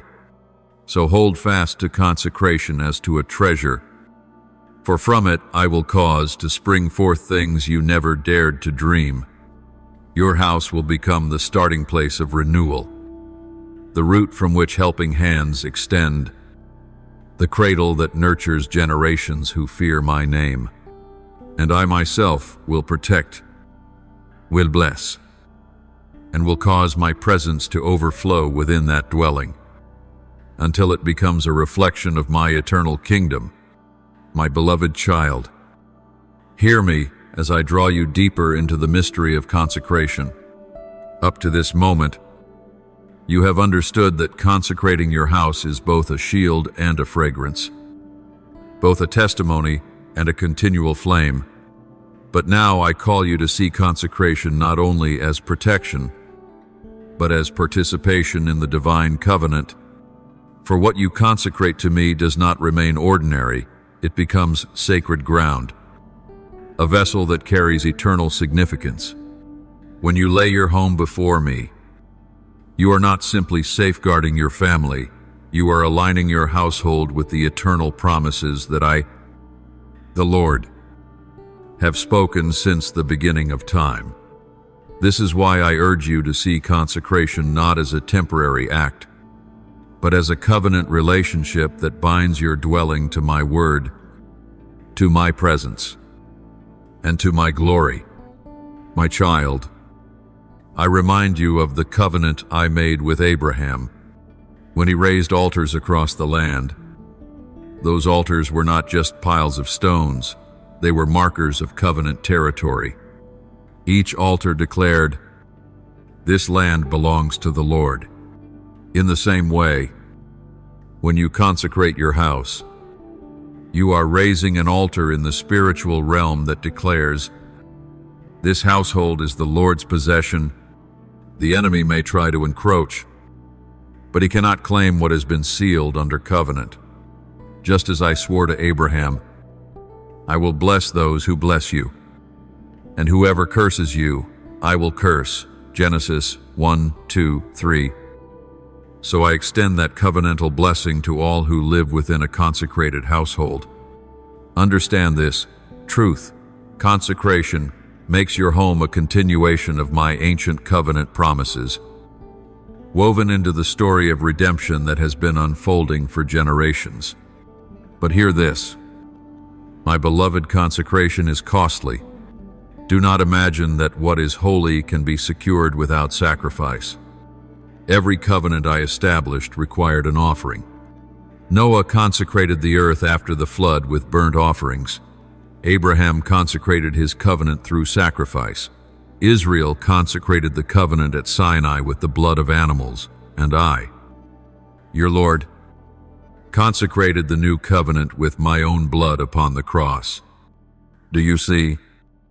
Child, consecration de mon surrendi.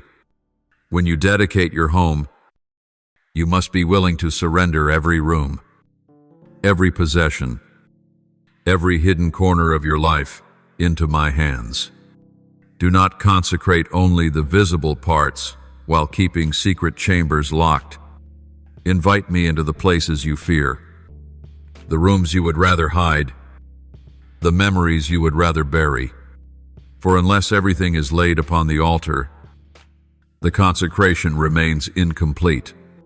But when you surrender it all, I will cleanse, I will heal, and I will cause even the darkest rooms to shine with my light. Consecration also calls for stewardship, for what is consecrated belongs no longer to you, but to me. If you consecrate your home, then treat it not as your own possession, but as my dwelling place. Would you leave my temple neglected, filled with dust? clutter, or corruption. No, you would cleanse it with care, knowing it reflects my holiness.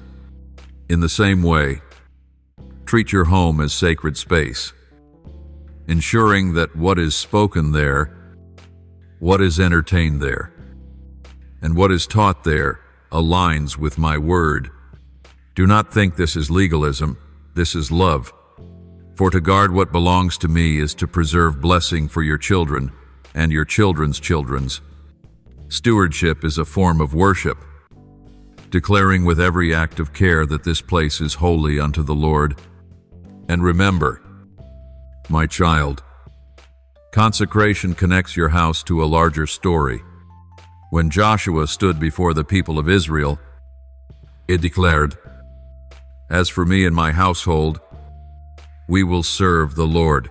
Joshua 2:4-1-5. That declaration was not merely personal, it was generational. It drew a line that distinguished his family as servants of the Lord in the midst of a land filled with idols. So it will be with you. When you consecrate your house, you are drawing a line that marks your household as distinct. You may live among a culture drowning in compromise, but your home will stand as a beacon of holiness.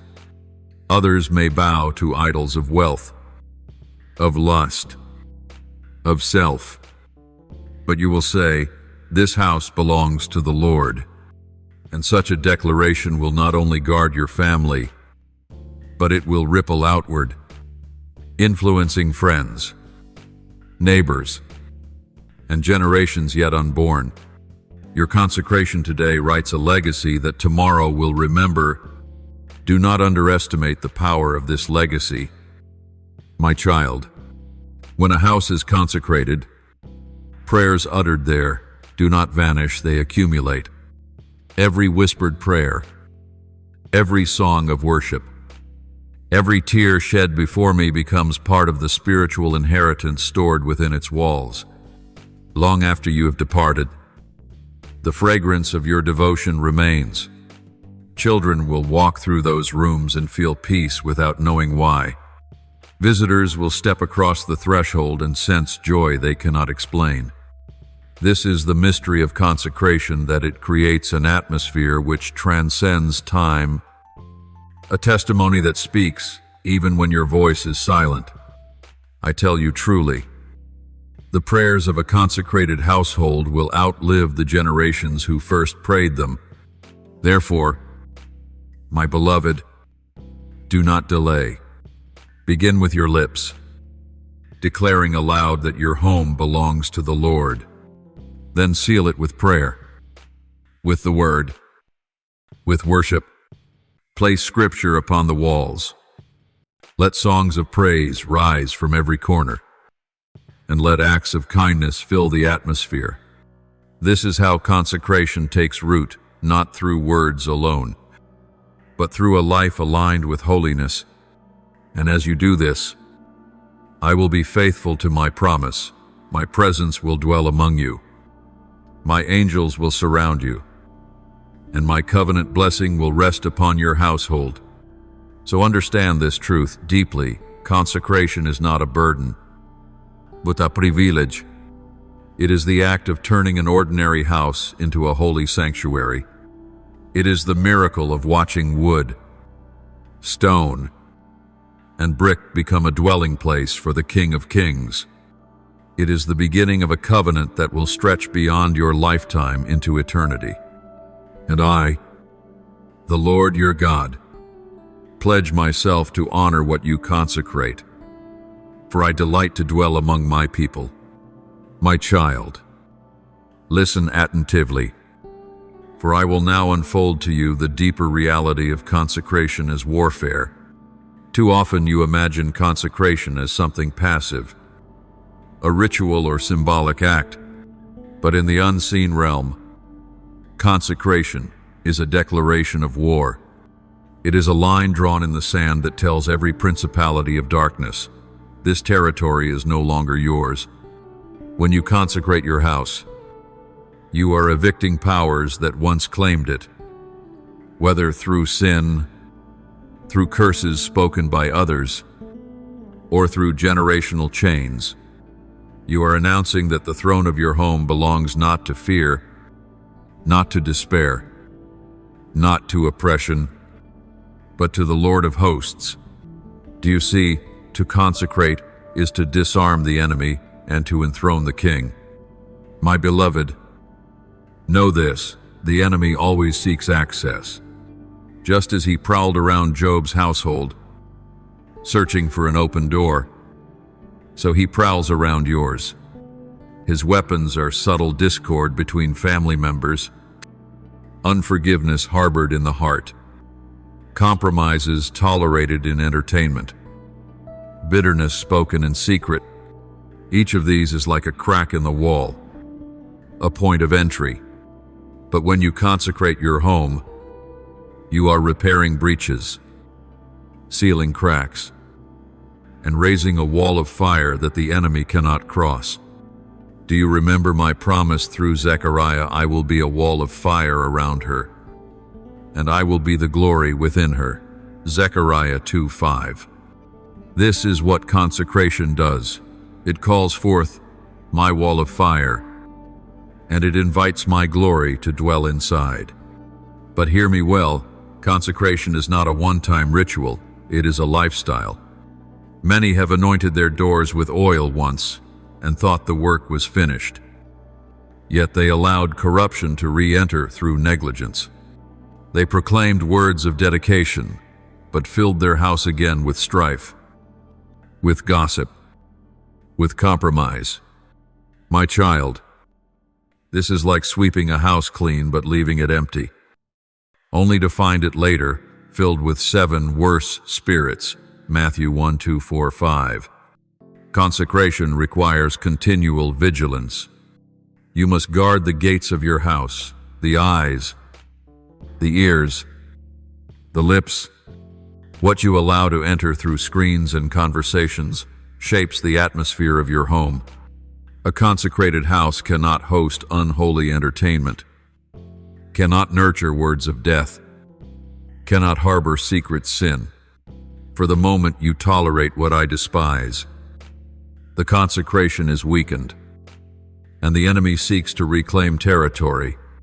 Do not fear this vigilance, my beloved, for it is not a heavy burden, but a sacred responsibility.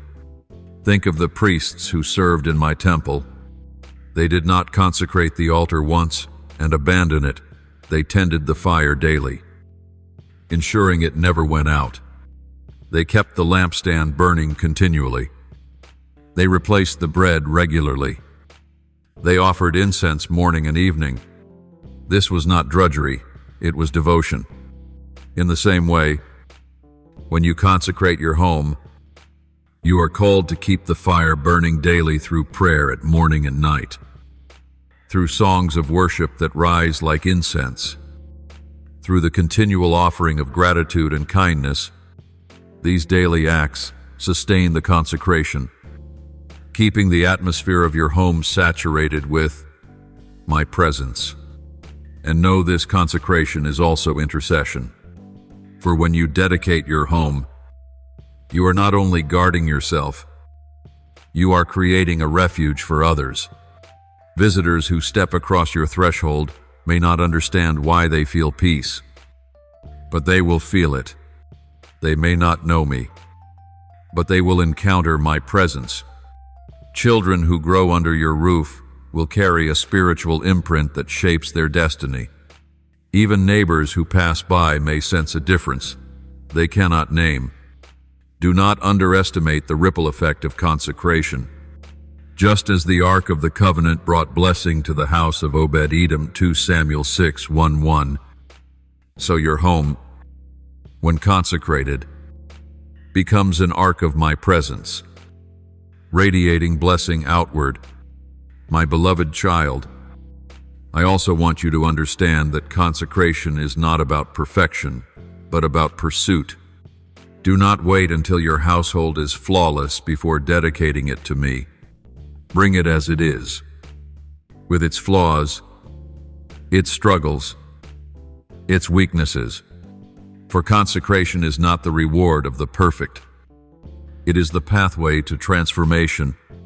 When you set apart your house for me, my Spirit will begin to sanctify every corner, convicting where there is sin, healing where there is pain, restoring where there is brokenness. The altar does not demand perfection before the offering is laid upon it. Rather, the offering is sanctified because it touches the altar. So it will be with your home. Place it in my hands, and I will make holy what was once common. Consider also, my child, the generational impact of consecration. Do you remember how I told Israel to mark their doorposts with blood during the first Passover? That mark was not simply a sign for one night, it was a declaration for generations. This family belongs to the Lord. In the same way, when you consecrate your home, you are placing a mark in the spiritual realm that speaks louder than time. Your children will inherit not only your name and possessions, but also the spiritual covering you established long after you are gone. Your consecration will still echo, guarding them, guiding them, shaping their destiny. What greater inheritance could you give than the assurance that your household is anchored in covenant with the Lord Almighty? And finally, my child, know that consecration brings joy. Too often you view it through the lens of sacrifice, imagining only what must be given up. But what I give in return far outweighs what you surrender. A consecrated home becomes a place of laughter unmarred by shame, of meals shared in peace, of nights slept in safety. It becomes a sanctuary where my presence is tangible, where hope rises like dawn, where even trials cannot extinguish joy. For I, the Lord your God, delight to dwell among my people, and in my presence there is fullness of joy. Psalm 1:6-1:1. Therefore, stand firm, my beloved, consecrate your house, not with fear, but with faith, not with reluctance, but with rejoicing. Declare boldly that your home is mine, and watch as I transform it into a fortress of peace, a lighthouse of hope, and a dwelling of glory. This is my promise if you make your house my dwelling. I will make it a fountain of blessing for generations. My child, listen attentively, for I will now unfold to you the deeper reality of consecration as warfare. Too often you imagine consecration as something passive, a ritual or symbolic act. But in the unseen realm, consecration is a declaration of war. It is a line drawn in the sand that tells every principality of darkness, this territory is no longer yours. When you consecrate your house, you are evicting powers that once claimed it, whether through sin, through curses spoken by others, or through generational chains. You are announcing that the throne of your home belongs not to fear, not to despair, not to oppression, but to the Lord of hosts. Do you see? To consecrate is to disarm the enemy and to enthrone the king. My beloved, know this, the enemy always seeks access. Just as he prowled around Job's household, searching for an open door, so he prowls around yours. His weapons are subtle discord between family members, unforgiveness harbored in the heart, compromises tolerated in entertainment, bitterness spoken in secret. Each of these is like a crack in the wall, a point of entry. But when you consecrate your home, you are repairing breaches, sealing cracks, and raising a wall of fire that the enemy cannot cross. Do you remember my promise through Zechariah? I will be a wall of fire around her, and I will be the glory within her. Zechariah 2:5. This is what consecration does. It calls forth my wall of fire, and it invites my glory to dwell inside.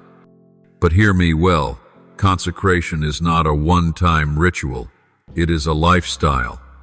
Many have anointed their doors with oil once and thought the work was finished.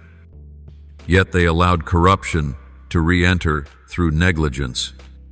They proclaimed words of dedication but filled their house again with strife, with gossip, with compromise. My child, this is like sweeping a house clean but leaving it empty, only to find it later filled with 7 worse spirits. Matthew 1:2-4-5. Consecration requires continual vigilance. You must guard the gates of your house, the eyes, the ears, the lips.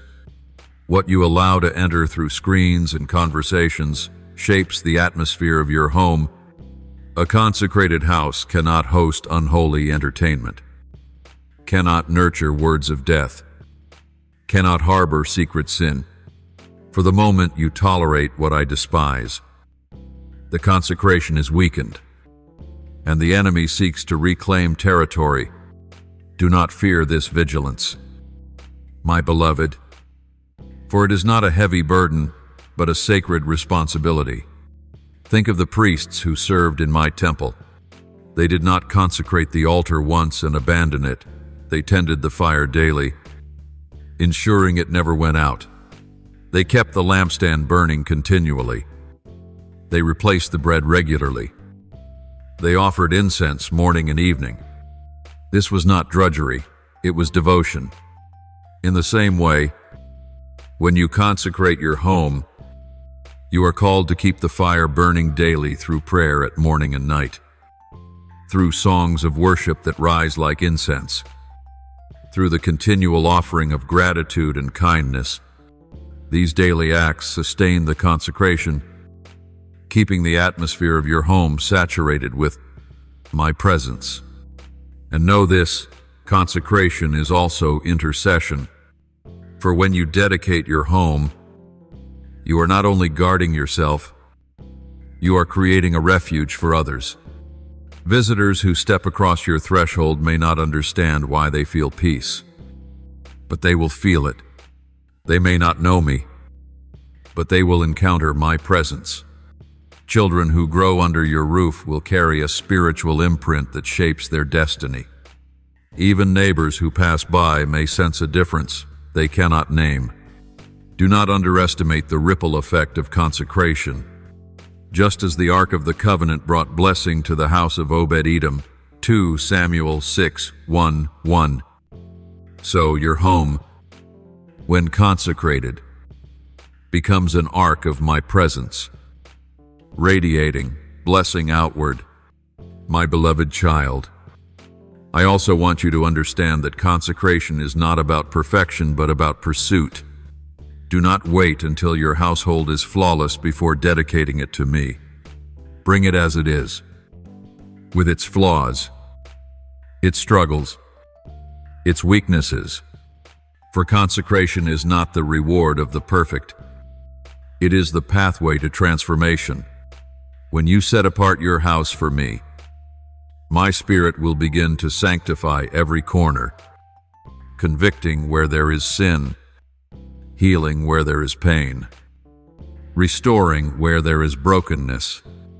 The altar does not demand perfection before the offering is laid upon it. Rather, the offering is sanctified because it touches the altar. So it will be with your home. Place it in my hands, and I will make holy what was once common. Consider also, my child, the generational impact of consecration. Do you remember how I told Israel to mark their doorposts with blood during the first Passover? That mark was not simply a sign for one night. It was a declaration for generations. This family belongs to the Lord. In the same way, when you consecrate your home, you are placing a mark in the spiritual realm that speaks louder than time. Your children will inherit not only your name and possessions, but also the spiritual covering you established. long after you are gone.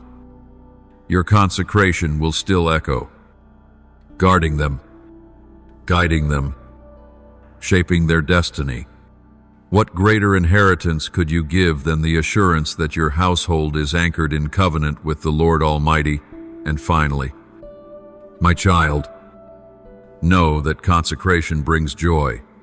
Too often you view it through the lens of sacrifice, imagining only what must be given up. But what I give in return far outweighs what you surrender. A consecrated home becomes a place of laughter, unmarred by shame, of meals shared in peace, of nights slept in safety. It becomes a sanctuary where my presence is tangible, where hope rises like dawn, where even trials cannot extinguish joy.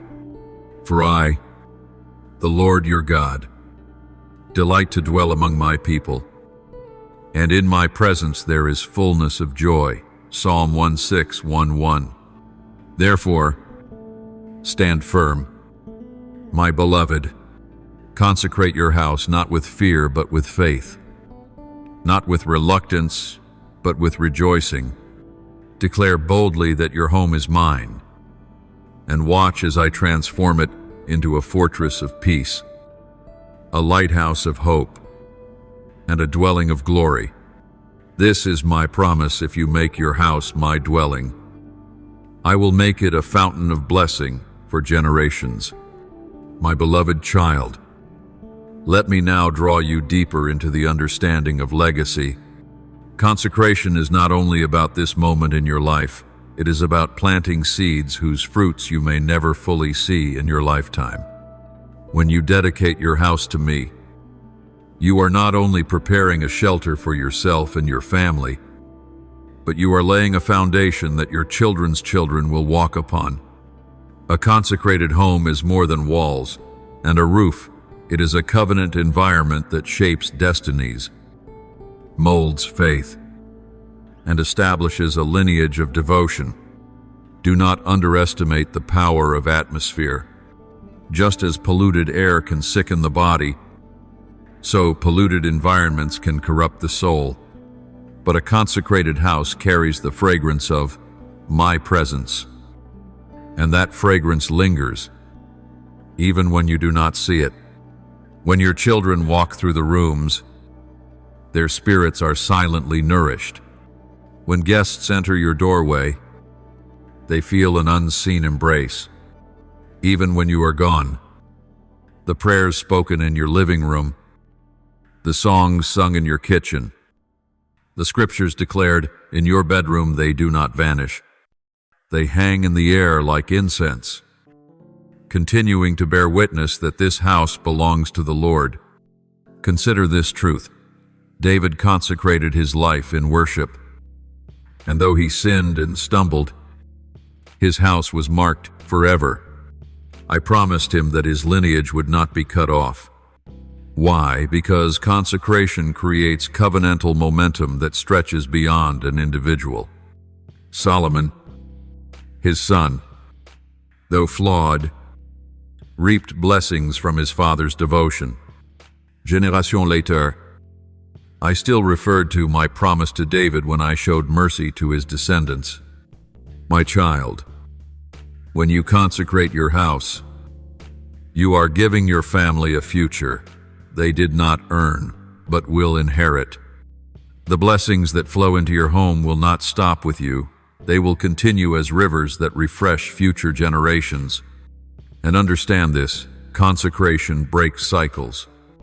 Many households are trapped in repeating patterns, cycles of poverty, cycles of broken relationships, cycles of addiction, cycles of unbelief.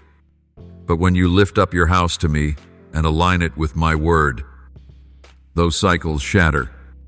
What ran through your bloodline before stops at your doorstep. The curse cannot pass through the threshold that is marked by my name.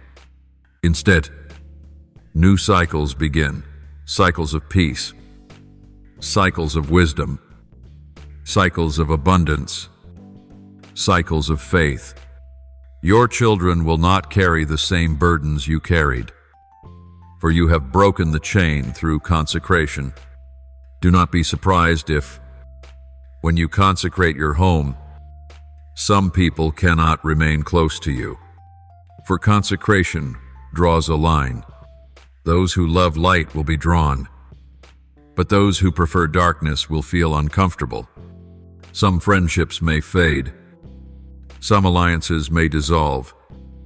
Even some family members may withdraw. Do not fear this. It is not rejection, it is separation. I am pruning away influences that cannot grow in the soil of holiness. I am making room for divine connections, for people who will strengthen rather than weaken, for voices that will affirm rather than accuse. Your consecrated home is not meant to be filled with everyone, it is meant to be filled with the right ones. And let me assure you, child, I do not consecrate without filling. The moment you open your doors to me, I do not leave them empty. I bring provision. I bring wisdom. I bring peace. Even when resources seem scarce, you will notice multiplication. Even when confusion tries to enter, clarity will rise. Even when unrest rattles the world, your home will stand as a pocket of stillness. This is the mystery of consecration. It shifts the natural into alignment with the supernatural. What others strive endlessly to achieve, you will receive as inheritance, because you dared to dedicate. Think of the widow in 2 Kings 4. Her house was threatened with loss. Her sons were about to be taken as slaves. Yet when she brought her little oil into the presence of my prophet, her jars did not run dry. She consecrated the small she had, and I multiplied it beyond measure. In the same way, when you consecrate your house, I take the ordinary and make it extraordinary.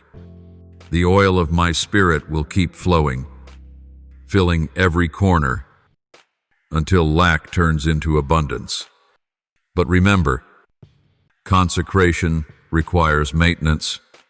A house once dedicated must be continually nurtured, just as a garden requires weeding, watering, and care. So a consecrated house requires ongoing devotion. Do not think of this as a one-time ritual. Think of it as a daily rhythm. Begin mornings with prayer. Let evenings close with thanksgiving. Let every day be punctuated with worship. In this way, you are not only protecting what has been dedicated, you are deepening it. Consecration matures into habitation, and habitation becomes transformation. My child, take courage. The world will never fully understand why you set apart your home in this way. Some will mock. Some will question. Some will doubt. But heaven rejoices. Angels stand guard. Demons tremble. And I, the Lord your God, delight in your obedience. For I am not looking for palaces of gold or temples of marble. I am looking for hearts and homes yielded to me. If I find that in you, then your house becomes more glorious than Solomon's temple, because it is filled not with fading splendor but with eternal presence. So let this be your confidence. The consecration of your house is not in vain. It is not an empty act, not a hollow prayer, not a wasted declaration. It is a holy contract between heaven and earth. As long as you honor it, I will uphold it. As long as you guard it, I will defend it. As long as you dwell within it, I will dwell with you. And the story of your consecrated house will be told not only in time, but in eternity, as testimony that you chose to sanctify what others ignored. Rise, therefore, my beloved, and declare again, as for me and my house, we will serve the Lord. Joshua 2:4-1-5. Speak it with faith. Live it with boldness, and watch as I transform your dwelling into a fountain of blessing. For the legacy of a consecrated house is not measured in years but in generations. And your generations will know that because you set apart this home for me. Their lives were never the same. My child, understand this. Truth consecration is not merely a protective covering but also a continuous covenant between heaven and earth.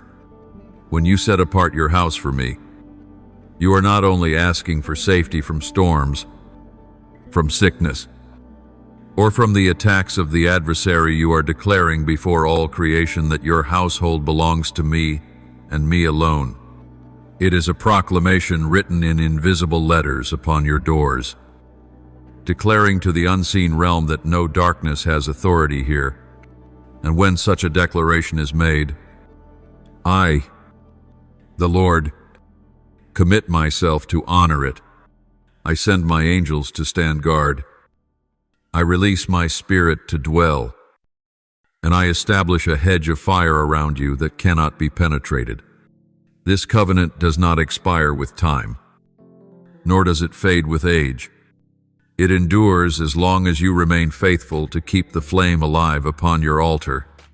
Consecration, my beloved, must be lived out in daily practice, not only in solemn prayers spoken once and then forgotten. Many have begun the journey with zeal, only to let their devotion grow cold when comfort settled in. They consecrate their homes with tears in a single moment, but fail to maintain the daily posture of surrender. Yet consecration is like a garden. If you plant once but never water, weeds will overtake it. So it is with your house. To keep it holy, you must guard the atmosphere every day. Let no word of bitterness linger in your rooms. Let no unforgiveness dwell in your conversations. For even a small seed of resentment can poison the fragrance of an entire household.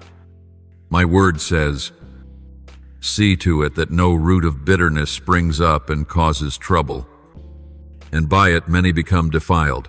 Hebrews 1:2-1:5. Consecration requires constant watchfulness, and this is the offering that pleases me. My child, I want you to see that the consecration of your dwelling has generational power. What you establish now will echo through your lineage. When Joshua declared, "As for me and my house, we will serve the Lord," Joshua 2:4-1:5, his words did not end with his lifetime. They became a legacy, a spiritual inheritance passed down to his descendants. In the same way, when you consecrate your home, you are planting seeds that your children and your children's children will reap. Even long after you depart this earth, the prayers you prayed within these walls will continue to bear fruit. The atmosphere you cultivated will remain as a fragrance that lingers through generations. Therefore, never despise the daily discipline of consecration, for its reach extends beyond what your eyes can see. Beloved one, consecration is also a call to vigilance regarding influences that enter your home. For not every guest carries peace, and not every gift is a blessing. There are words, images, and practices that open doors to spirits of oppression. Be wise, my child, and discern carefully. Do not allow what is unclean to settle within your house. Whether it comes through the mouth of a friend, the screen of a device, or the habits of routine, your consecration must set boundaries, not only for what is welcomed physically, but also for what is entertained spiritually. Remember the command given through Moses: do not bring a detestable thing into your house, or you, like it, will be set apart for destruction, regarded as vile, and utterly detest it. For it is set apart for destruction. Deuteronomy 7:2-6. These words still stand as wisdom for you today. Your home is not a place of compromise, it is a sanctuary. Guard it as such. My beloved, consecration is a shield, but it is also a lamp. It not only keeps out what is harmful, but it also shines forth what is holy. When neighbors step into your home, when weary souls cross your threshold, they should feel the difference. They should sense peace resting upon your chairs, joy echoing in your walls, and love permeating the very air. This is the testimony of a consecrated house. It becomes a refuge, not only for those who live in it, but for all who enter. The aroma of my presence will rest upon your rooms, and it will speak more loudly than your words ever could. You will not need to boast of your devotion. The very atmosphere will testify that the Lord is here. And when people ask why, you may point to me, saying, "It is because this house is not ours, it is His." Do not forget, my child, that consecration demands endurance. The enemy does not surrender easily. He will attempt to whisper lies, to stir conflict, to plant division. He will try to convince you that your prayers are in vain, that your vigilance is unnecessary. But remember the words of my apostle, "Do not grow weary in doing good, for in due season you shall reap if you do not give up." Galatians 6:9. Persevere in consecration, and the fruit will come in its time. Every prayer spoken within your home is like a stone placed upon a wall. Soon the hedge will rise so high that the enemy cannot even peer over. Every declaration of faith is like oil poured upon your threshold. Soon your dwelling will be so saturated that no darkness dares to approach. Endure, and you will see the reward. Finally, my beloved, know that consecration is not only about you and your family, but it is also about the fulfillment of my purposes on earth. I consecrate places so that they may become channels of my glory. When your home is dedicated to me, I may use it as a place of refuge for the broken, as a wellspring of encouragement for the weary, as a secret chamber of intercession for nations. Never limit the vision of what your consecrated dwelling can accomplish. What seems small in your eyes may be great in mine. The prayers uttered in your quiet room may shift the course of battles unseen. The songs sung within your walls may rise like incense to shake principalities in distant places. A consecrated home is more than shelter. It is a fortress, a lighthouse, a holy altar in the midst of a darkened world. Therefore, my child, do not treat lightly the calling to consecrate. Embrace it with joy, with diligence, with reverence. For as you consecrate your home, you consecrate yourself, your family, and even your future. And I, the Lord, will honor that covenant. I will be the keeper of your walls, the guardian of your doors, the light within your chambers. No darkness shall prevail against you. For I am enthroned in the praises of my people, and I will cause my glory to dwell with you forever. My beloved child, I hear this final assurance. Every consecrated house becomes a throne where I delight to reign. Do not imagine that your prayers rise and vanish into the silence. Each word you have lifted, each song you have sung, each tear you have shed upon the altar of consecration has been gathered by my hand. I have woven them into a tapestry of remembrance before my throne. Even when you felt alone in your living room, whispering prayers in the night, heaven was listening. Even when you lit a candle or bowed your head at the table, angels were standing guard, echoing your petitions in the courts of glory. I am not a God who forgets. I am not a father who overlooks his children. I am the one who keeps covenant to 1,000 generations of those who love me. And I have marked your house as mine. You must understand, child, that consecration invites my presence in a way nothing else does. Offerings of silver and gold may fade. Great deeds may be forgotten. But the heart that surrenders its dwelling to me draws my gaze continually. Did I not say through my prophet, "Heaven is my throne, and earth is my footstool"? Where is the house you will build for me? Where will my resting place be? Isaiah 6:6-1. Yet to the humble, contrite heart that trembles at my word, I have promised to draw near. When your home becomes an altar, I take delight in making it my resting place. And when I rest in your midst, peace follows like a river. Provision flows like an unending stream, and protection surrounds like the walls of a fortress. No adversary can dismantle what I establish, for I myself am the builder. My child, let me tell you this mystery.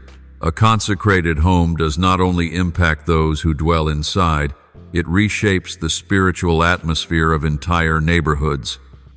Darkness is pushed back simply because you chose to enthrone me within your walls. The very street where you walk becomes safer. The surrounding houses experience unexpected peace. And even those who do not know my name feel the fragrance of heaven drifting into their lives. For you are the salt of the earth and the light of the world. Matthew 5:1-3-14. And when your home shines with consecration, it becomes a beacon that cannot be hidden.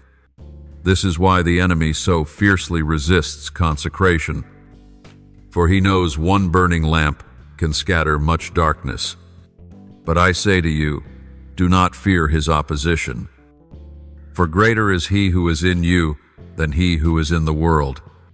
My beloved, consecration also means readiness. For when I move suddenly, I look for houses already prepared. The night the Israelites left Egypt, those whose doorposts bore the blood were passed over. They were ready for deliverance because they had obeyed my command in advance. Exodus 12. In the same way, when my Spirit moves in these final days, I will pour out greater measures of glory upon houses already consecrated. Do not wait until calamity strikes to seek covering. Do not wait until crisis comes to build your altar. Consecrate now. And when shaking begins, your house will stand firm. The floods may rise, the winds may blow, but the foundation laid upon my word will not be moved. The time is short, the hour is urgent, and I am calling my people to prepare their dwellings as sanctuaries of light. Child, let consecration shape your daily rhythm.